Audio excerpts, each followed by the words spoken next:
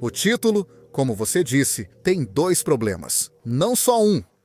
A frase "a ciência enterrou Deus" sugere que existe um só Deus, como se fosse o Deus que os organizadores e William acreditam ser especial de alguma forma. Isso não é verdade. Existem muitos deuses, e a ciência os enterrou. A civilização humana começou atribuindo propósito, e um propósito inteligente, aos deuses associados ao Sol, à Lua, aos planetas, ao vento, à Terra, aos oceanos. Houve, segundo uma estimativa, mais de 1000 deuses diferentes ao longo da história humana. Marte, deus da guerra, Poseidon, Thor e todos os outros. E o mais importante é que todos vocês, ou quase todos, provavelmente já são ateus em relação a esses deuses. A única diferença é que talvez haja um sobre o qual discordamos, mas sobre 999, todos concordamos que foram descartados. E o motivo pelo qual foram descartados é que foram enterrados pelo avanço do nosso entendimento físico. A ciência funciona, e o fato de a ciência funcionar enterrou os deuses do vento, do sol e da lua. Os fazendeiros, como eu estava dizendo, quando não chove, eles não rezam mais por chuva, eles vão procurar um meteorologista. E isso é uma coisa boa. Nesse processo, a condição humana melhorou muito e seguirá melhorando conforme a ciência enterra o último Deus. Agora, restou apenas esse Deus. Podemos questionar antecipadamente qual a chance de 999 deuses serem falsos e só esse ser verdadeiro. Você pode dizer que, com probabilidade prévia uniforme, a chance seria pequena, mas isso não importa. Nossa compreensão atual da natureza mudou. Nós aprendemos coisas. Ela mudou e evoluiu desde as afirmações feitas por camponeses da Idade do Ferro que desconheciam que a Terra orbitava o Sol. Por isso, é natural que a ciência seja incompatível com afirmações baseadas na ignorância.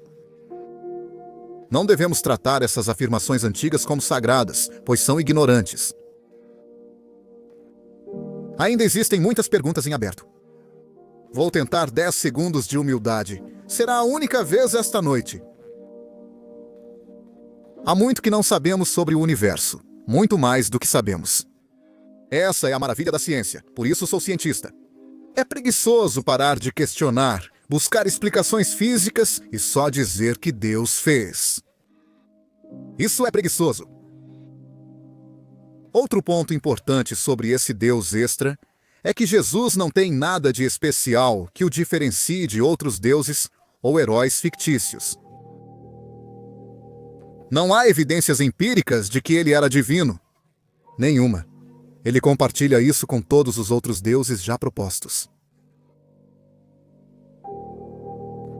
Os mitos associados a Jesus estão associados a todos os outros mitos. E a Bíblia, o mito do dilúvio, a epopeia de Gilgamesh, que foi escrita muito antes da Bíblia, exatamente a mesma coisa. O herói bíblico foi orientado a construir uma arca e reunir todas as espécies, 2 a 2, em 7 níveis. Mesma coisa. Nascimento virginal, nada de especial sobre Jesus. Olhe para todos esses. Todos supostamente nasceram de virgens. A história toda, na verdade, pegue Dionísio, o deus grego do vinho, em comparação com Jesus. É exatamente a mesma coisa. Ambos nasceram de uma mãe virgem. Eles foram gerados pelo Rei dos Céus. Eles ressuscitaram dos mortos. Eles transformaram água em vinho. Eles falaram sobre comer e beber a carne e o sangue do Criador. Quem foi considerado libertador da humanidade já teve sua história contada diversas vezes. Esta é só mais uma versão recente. Nada de especial. Assim como a ressurreição. O mito da ressurreição existe desde Osíris, importante deus egípcio. Antes, só reis do Egito eram ressuscitados com Osíris. Mas no novo império, qualquer pessoa poderia, seguindo os rituais corretos. Era a mesma coisa, a mesma bobagem. Agora, o ponto é que o fato de que essas crenças estão, de fato, sendo destruídas, está relacionado ao fato de que a crença depende não só do tempo, não só da história. E o fato é, francamente, que o número de pessoas no mundo ocidental, pelo menos, o número de pessoas com afiliações religiosas está diminuindo de forma constante. Depende de onde você mora. Se nasceu nos Estados Unidos da América e é religioso, provavelmente acredita na Bíblia e em Jesus. Quem nasce na Índia e é religioso pode crer em Brahma, manifestado por Ganesha. No mundo islâmico, acredita-se que o Alcorão é a palavra perfeita de Deus e Maomé, o último profeta. É curioso que sua crença dependa do lugar onde você está. Mas o que é ótimo é que vivemos em um mundo onde a informação está se tornando mais acessível. E por causa desse acesso global à informação, estamos vendo a religião diminuir, porque as pessoas estão aprendendo que os mitos e mentiras que lhes foram ensinados não batem com os mitos e mentiras que outras pessoas acreditam em outras partes do mundo. Por isso, vemos a religião morrer cada vez mais. Esse é o centro do debate. A moção é: a ciência refuta Deus. Eu e Michael temos vantagem por defender essa ideia, pois contamos com evidências, razão, lógica e métodos empíricos, enquanto nossos oponentes têm apenas esperanças vagas e defendem uma moção baseada em frágeis argumentos emocionais e ideológicos, semelhantes aos do monstro de espaguete voador, igualmente irracionais. Deuses para os quais a ciência não oferece nenhum suporte. Mas, primeiro quero começar esclarecendo a natureza da moção, porque a moção não é a ciência desaprova Deus, é a ciência refuta Deus. E isso é muito importante, porque você não pode desaprovar uma noção que é basicamente vaga e infalsificável. Eu não poderia.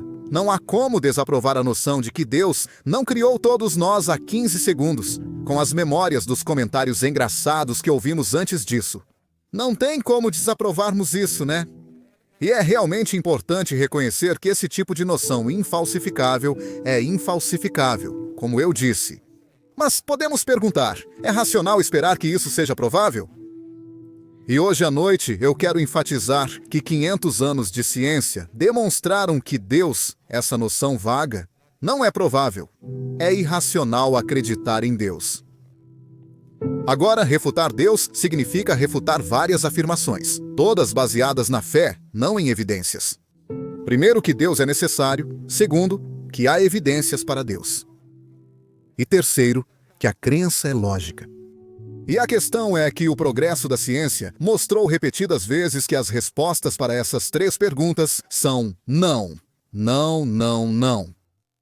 Meu campo científico é a cosmologia, estudo da origem e evolução do universo. E é onde a ciência e a religião meio que se confrontam, e mitos de criação existiram ao longo de toda a história humana, e a ciência confronta esses mitos de criação. Quero ressaltar que nossos oponentes provavelmente argumentarão que um ponto da ciência que pode apoiar a crença em Deus é a ideia de que o universo parece ser ajustado para a vida. Eu ouço isso muito. E por que foi ajustado de forma precisa para que a vida pudesse existir? Isso é um equívoco notável, e na verdade cósmico, porque é o mesmo tipo de equívoco que levou as pessoas a acreditarem em uma criação especial da vida na Terra antes de Darwin. Parecia que tudo era projetado para o ambiente em que vivia. Mas o que Darwin nos mostrou foi que uma proposição simples, ou seja, que existe variação genética em uma população combinada com a seleção natural, significava que você não precisava de artimanhas sobrenaturais, que na verdade toda a diversidade da vida na Terra poderia surgir de uma única forma de vida por meio de leis naturais. Ele não sabia o que mostrou, só baseou-se nas evidências e desconhecia o DNA. Ele não sabia os detalhes da replicação genética, mas mostrou que era plausível. E como vou dizer, é aí que estamos agora no que diz respeito à compreensão do universo. Quem determina o que é moral? Deus? Ah, qual Deus? É o do Alcorão, aquele que ainda diz que as mulheres são inferiores e propriedade e precisam ser veladas e colocadas em sacos.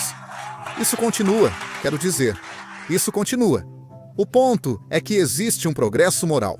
E esse progresso moral acontece porque nos tornamos, porque a racionalidade baseada em evidências empíricas, baseada no fato claro e empírico de que as mulheres não são inferiores e gays não são ruins, Esse progresso moral ocorreu por causa das evidências empíricas.